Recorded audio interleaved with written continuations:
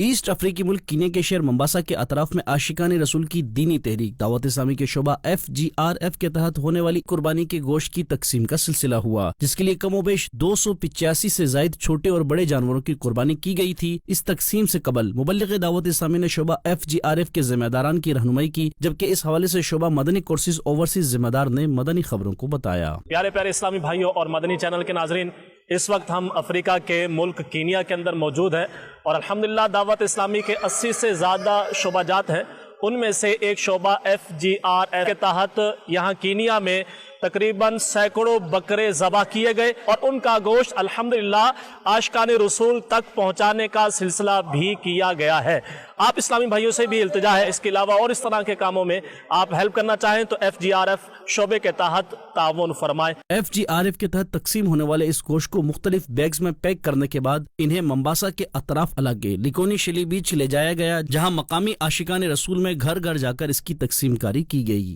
اپنوں کو خوش کر پاؤں گا، دل میں جب یہ ہوتا ہے، بوجھ ہو کوئی اٹھا لیتا ہے، درد